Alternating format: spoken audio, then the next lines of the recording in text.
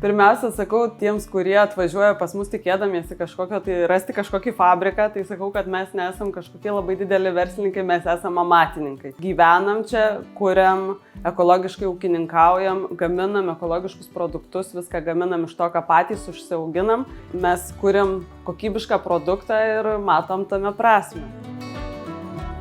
Pradininkas irgi senelis buvo, dar net nebuvo tokio pavadinimo kaip ekologinis ūkis čia Lietuvoje. Atsirado tausojamasis, žmonės pradėjo judėti, kad čia mažiau tos chemijos reikia gamtą saugot. Tai jis perėjo į tą tausojimąjį, o turbūt jau po to natūralus žingsnis buvo, kai atsirado tas ekologinis judėjimas pereiti į ekologiją. Tai pirmiausia, aišku, prasidėjo nuo senelio. Jisai užsidegė tą mintim sukonstruoti aliejaus spaudimo aparatus, pabandyti tą aliejų spausti.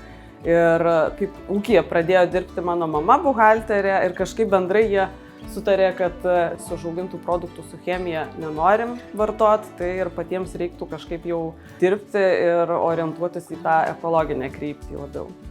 Su tais chemikalais irgi nelabai gerai buvo, už tai, kad ir sveikata net, aš jaučiau, būdavo, kad ir kosulys ir viskas. Ašgi atsimenu, kad mano tėvai dirbo ir tada chemikalų jokių nebuvo.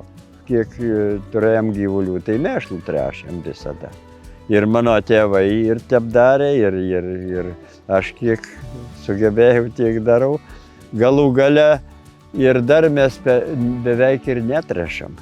Praktikuojam tų bearėminį žemdirbystį. Sėjomainos laikomės. Auginam žemę gerinančias kultūras, sakysim, ankštinės. Dabar mūsų rapsas pernai labai prastai atrodė, jau šįmet mūsų rapsas gerai atrodo. Paaugo jaunimas mano, anūkai, vaikai. Tai aš pamatė, kad man dar pusė bėdos sekasi, o jau aš pradėjęs buvo ir aliejų spausti. Tai anūkė baigė tuom kart akademijų irgi agronomų. Tai reikia ir ūkis sukurt. Ir jai patiko verslumas tas ir jį pradėjo.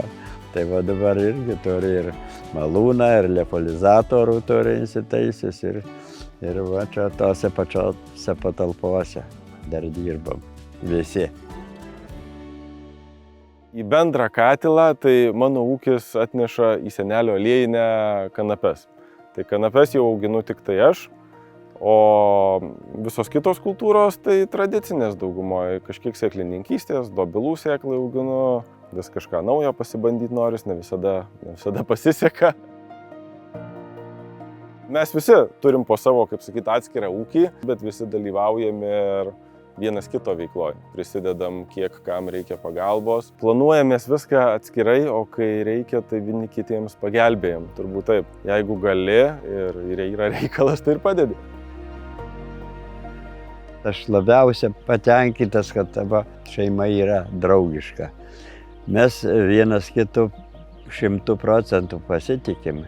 Žinom, kad vienas kito nepavesim. Mane tas labai veikia ir, aš žinoma nesiskundžiu sveikata, bet manau, kad man tas irgi daug padeda. Tai senelis pradėjo savo tuo požiūriu, visus pritraukė savo tuo optimizmu, pozityvu, jisai niekada neleidžia savo įklimpti kažkokį liūdesį labai gilų. Visos nesėkmės, tai laikinos nesėkmės, jisai visą laiką žiūri pozityviai, jeigu kažkur nepasiseka, tai kitur pasiseks. Ir mes turbūt taip augom matydami tokį požiūrį ir taip stengiamės ir gyventi.